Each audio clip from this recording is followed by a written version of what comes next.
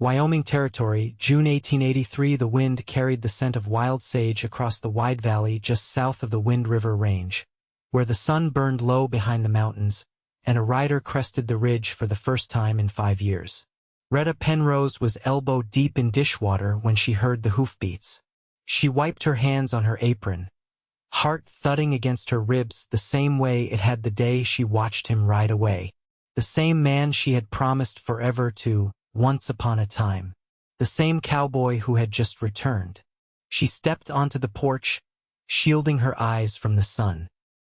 The rider slowed near the fence, and when he swung down from the saddle, she knew him before he said a word. "Ace Donner," she whispered. He looked older. The boyish grin was gone, replaced by something steadier. His dark hair was longer, streaked with dust, and the rough lines around his eyes said he had seen too much since that last summer. The summer he left to chase a dream and left her behind with one. "Rhetta," he said, voice low, like he was afraid it might break. She stepped down from the porch. "Why are you here?" He took off his hat, holding it in both hands. "I came back to make sure you got what you were promised." Her breath caught, but she kept her chin high. "You left me, Ace. Forever does not come back 5 years late." He looked past her, toward the small barn and the split-rail corral. "I heard about Thomas. You had a son." Rhetta nodded, her throat tightening. "He is 4. And no, he is not yours." "I did not come back to stir up trouble," he said. I could not leave it like it was." Her pulse raced, but she squared her shoulders. "Then say what you came to say, and then go." Ace swallowed hard. "I came to see if you still meant it, that promise you made, because I never stopped meaning it. Not once." Before she could answer, a small voice called from behind the door. "Mama!" Rhetta turned. Inside Thomas. Just for a minute. The boy peeked out from behind the curtain. Brown hair, wide blue eyes, freckled cheeks. Not Ace's boy, truly, but still hers and all that mattered. Ace looked down, jaw tight. "You married?" "No," Rhetta said.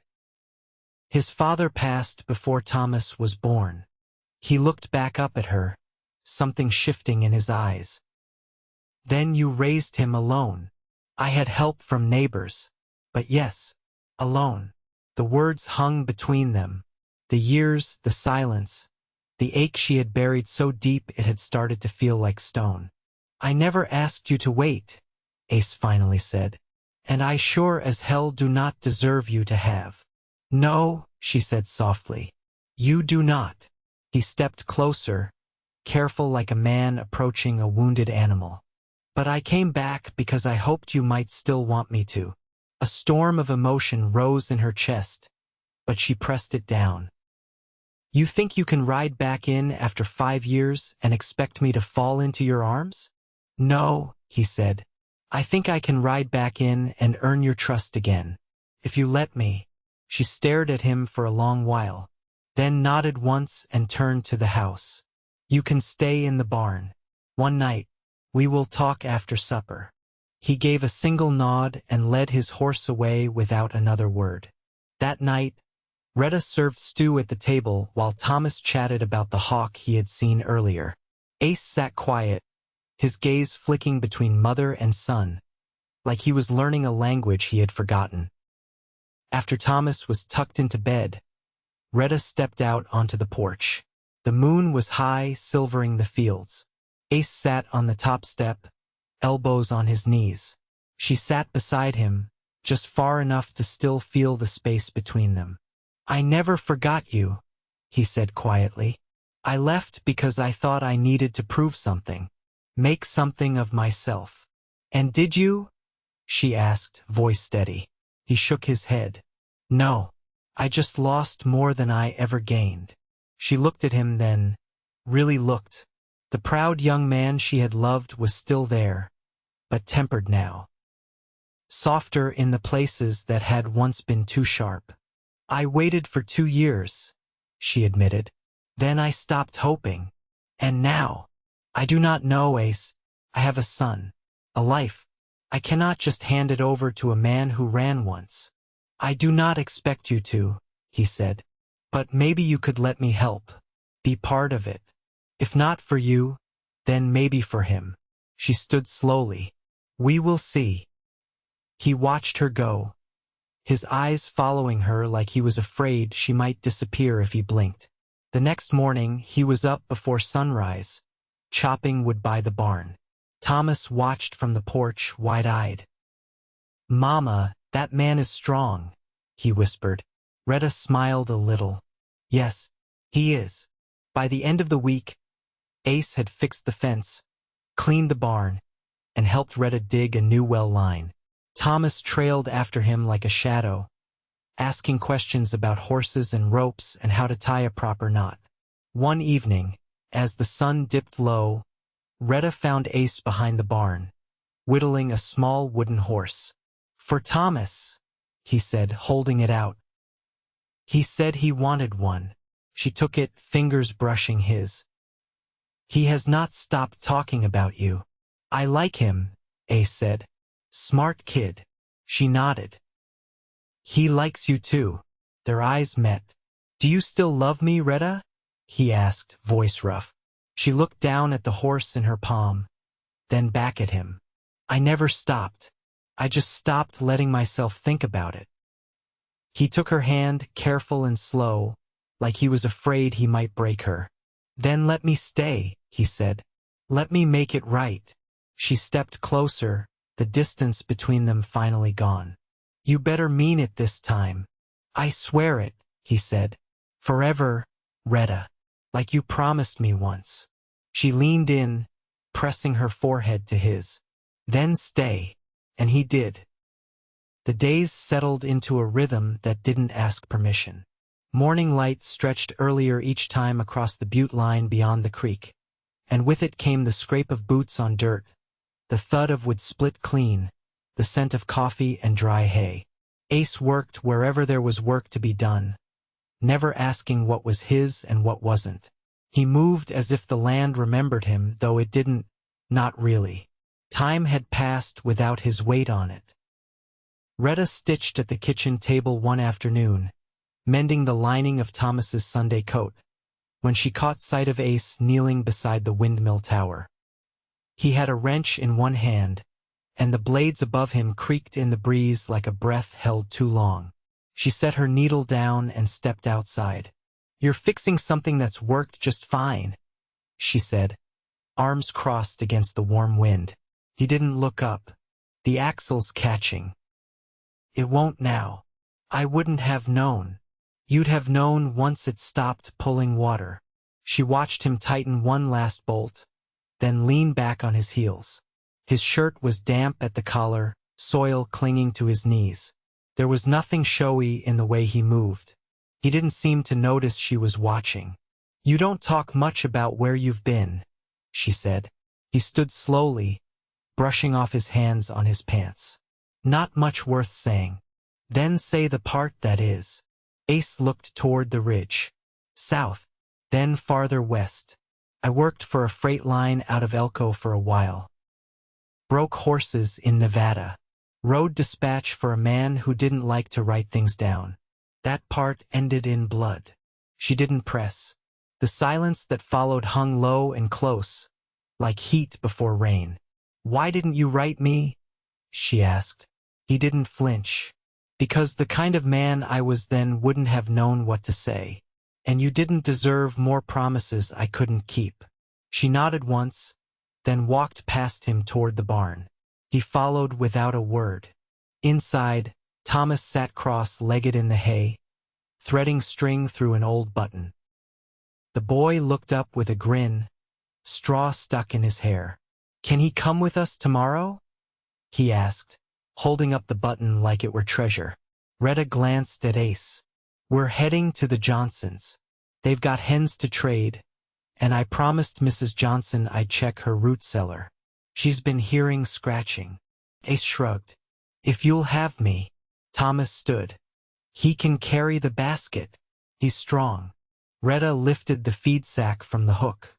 Then he better be ready at first light. The next morning they rode out before the sun cleared the pines. Rhetta kept Thomas in front of her on the saddle, his arms wrapped around the basket.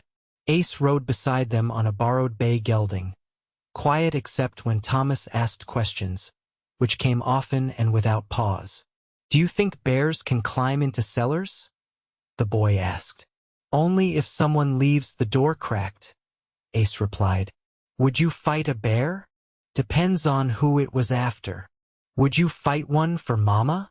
Ace turned his head just enough to meet Rhetta's gaze.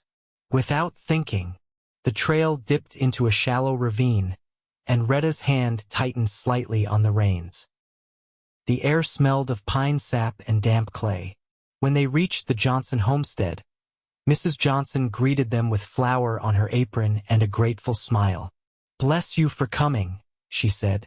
"I can't hear well anymore, but I know something's scratching down there." Ace stepped forward. "I'll go in." She frowned. "It's dark and steep. I've been in worse places."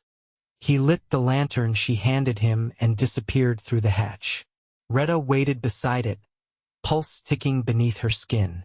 Minutes passed before he re-emerged, brushing cobwebs from his shoulders. "Just a pair of raccoons," he said. "They've been nesting in the far corner. I smoked them out. They won't be back." Mrs. Johnson clucked her tongue, relieved. "You've a good man there, Rhetta." Rhetta's mouth opened, then closed. She didn't correct her. On the ride back, Thomas dozed against her chest. The basket rested empty in the saddlebag, replaced by half a dozen eggs and 2 jars of peach preserves. Ace rode ahead a few yards, not speaking, not glancing back. The way the light touched his shoulders made her chest ache in a way she hadn't let it for years. That evening, after Thomas had drifted to sleep with the wooden horse tucked under one arm, Rhetta stepped outside. Ace stood at the edge of the pasture, watching the last of the sun fall behind the hills. "You didn't ask to come with us today," she said. "I didn't think I had to." "You didn't." He turned his head slightly. "But I wanted to." She walked to stand beside him, arms folded against the evening's chill. "You're not the boy I knew." "No," he said. "I'm not. I don't know what you are yet." He didn't move. "Give me time. I'll show you." She looked out over the field, where the grass moved like water in the wind. "Don't just mean it this time, Ace. Be it." "I am." And for the first time in 5 winters, she believed he might be. The first storm of the season rolled in from the mountains 2 nights later, grumbling low and steady like a warning. The air thickened, and the sky turned the color of tarnished silver.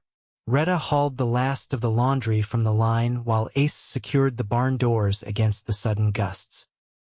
Thomas sat on a stool just inside the doorway, holding a biscuit in both hands and watching the clouds with wide, fascinated eyes. By the time the rain hit, it came hard and slantwise, drumming on the roof like hooves beating out a charge. Inside the house, Rhetta lit a lantern and set it on the windowsill. The wick sputtered against the damp creeping in under the doorframe. Ace stood near the hearth, shaking the water from his coat. "Do you always ride out these storms alone?" "I've never had the choice to do otherwise," she said, folding a dry towel. He reached for the kettle and poured water into the tin basin. "That roof over the back room, some of those shingles'll need replacing if this keeps on." She gave a slight nod. "They've been patchwork for 2 years.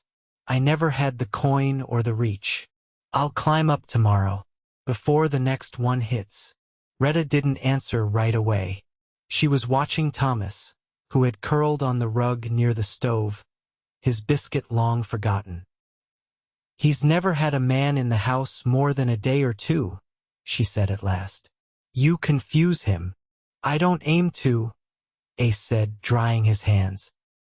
"He asks questions," she added, "about where you sleep, how long you're staying, if you know how to read." Ace glanced toward the boy. "I don't. Not past signs and brands." "He doesn't care about that," she said. He just wants to know if you're going to leave again. Ace looked at her, rain still beating on his collar. I'm not. She crossed her arms, leaning against the counter. You say that, but I lived through the last time you left. He won't survive it the way I did. Ace moved closer, slowly, like every step needed her permission. I didn't come back to break anything. Or anyone. I know, she said after a long breath. But this time it's not just me you have to keep your word to. Lightning flashed, close enough to throw their shadows against the wall. Ace turned toward the window, then back. When I was in Nevada, he said, I worked a stretch up in the Ruby Hills. There was a man there, Mr. Callahan, who ran freight with a team of mules and a fuse always burning behind his eyes. One night his barn caught fire. I helped him drag out the animals. We lost 2, saved the rest. Afterward, he gave me a place to sleep and a hot meal. I asked him why. He said, because you stayed when it got hard. Rhetta's voice was quiet. You think that's what you're doing now? I hope it's what I'm doing. She studied him under the lantern light, the way the years had carved his features into something steadier. In the corner, Thomas stirred in his sleep, murmuring incomprehensibly. You can have the cot tonight, she said. You'll need the rest if you're climbing that roof in the morning. Ace didn't smile, but the lines around his eyes softened. Thank you. Rhetta turned away to bank the fire, but her hand paused on the iron poker. You ever think about it? She asked. What life would have looked like if you'd stayed? Every day, he said. Outside, the storm began to ease, the wind settling into something quieter. Rhetta straightened and set the poker back in its place. Then maybe it's time you stop thinking and start building it. Ace didn't answer right away. Instead, he moved to the hearth, crouched, and gently lifted a blanket over Thomas's small form. He looked up at her. I think I already started. The sun rose pale and hazy after the storm, catching on the wet grit of the yard as Rhetta ladled mush into Thomas's tin bowl. He ate slowly, still blinking sleep from his eyes, while Ace hauled the ladder to the back of the house and leaned it against the eaves. Rhetta handed Thomas a strip of bacon and nodded toward the porch. Stay where I can see you. Yes, Mama. She stepped out with a bucket of nails and joined Ace near the base of the ladder. You'll need these, she said. And the hammer's still tucked behind the flour barrel. He took the bucket without meeting her gaze. I'll be careful. I expect you to be, she said. I've enough to worry about without dragging you down. He climbed without reply, boots steady on the rungs, while she returned to the stoop and sat, Thomas pressed warm against her side.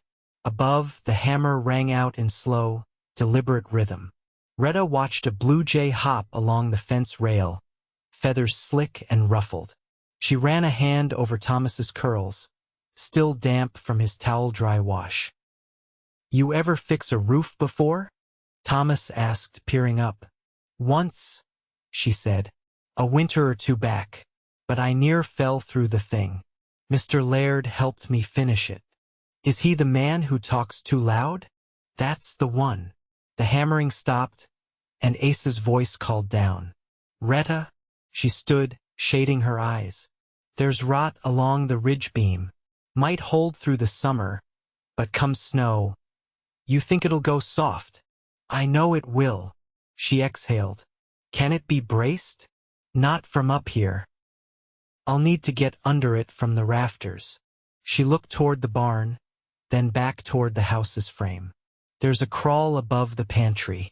Small, but you'll fit. He nodded and climbed down. His shirt clung to his back, dark along the spine.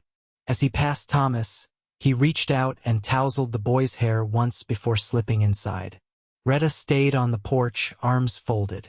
The wind had picked up again, not harsh, just restless. Below her, Thomas jiggled his foot against the step. Mama! Yes. Do you think he'll stay for my birthday? She hesitated. When is your birthday? After the frost. You always say it comes with the geese. She bent and touched his cheek. If he's here, he'll stay. Inside, the sound of boards shifting echoed from above. Then silence. She stood, heart tightening. Ace. A moment passed. Then his voice filtered down. Still here, just wedged in tight. I'll be a while. She let out a breath and sat again. By the time he came down, dust streaked his face and his knuckles were scraped raw. He wiped his forearms on a bit of sackcloth and leaned against the doorframe. I braced what I could. But it's not a long-term fix. You think it'll hold the season? He nodded. If we don't get too much snow at once. She stepped back to let him pass, and he paused in the threshold. I'll ride into Lander next week. See if I can find proper timber. Maybe someone with a mill willing to cut trade. Won't get far without coin. I've got a saddle I can part with, he said. And I reckon someone out there needs a hand who'll pay honest. She studied him. You'd do that? I would. She watched as he moved toward the trough to rinse the dust from his hands.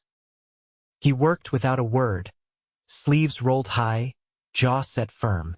Later that evening, after Thomas had been bathed and tucked into his cot, Rhetta stepped outside and found Ace oiling the hinges on the barn door. The air smelled of wet earth and smoke from neighboring hearths. You should eat, she said. I will. She leaned against the post. You don't have to fix everything to stay. He didn't look over. I know. But you're doing it anyway. I'd rather mend than owe. She crossed her arms. You don't. I owe you time, he said. And steadiness. You gave me both once, and I threw them to the wind. Rhetta said nothing, just watched the way the lamplight caught the curve of his jaw and the dust along his collarbone. You've changed, she said after a while. So have you. Not sure I had the choice. He finally looked up. None of us did. She stepped closer, the ground soft beneath her boots. You mean to ask me something? He straightened. If I stay longer than the roof, longer than a harvest, what would you want from me? She met his eyes. Honesty and patience. I don't hand over my heart for the second time unless I know it won't be dropped again. He nodded once. Then I'll wait, and I'll work, however long it takes. She didn't reply, only pressed her hand to his chest, briefly, where the beat of his heart was steady beneath her palm. Then she turned and walked back inside, leaving the door open behind her. The first frost came early that year, settling like crushed glass over the grass before dawn. Rhetta woke to the sound of Thomas's soft breathing and the creak of wind against the shutters. She pulled on her shawl and stepped into the kitchen, where the hearth still held the warmth from last night's fire. Ace sat at the table, boots off, shirt collar open, running his fingers slowly over a page from a worn reader. He looked up when she entered. Didn't mean to wake you. You didn't. She poured hot water into the tin pot and set it on the stove. You been up long? A while. He left this out. He nodded toward the book. Figured I'd have a go at it. She crossed the room, took the book from his hand, and turned it toward him. That's not an R. That's a B. His brow furrowed. Looks the same. It doesn't. He leaned back, rubbing at his eyes. I don't know how a boy's meant to learn any of this if a grown man can't tell letters apart. He'll learn because I'll teach him.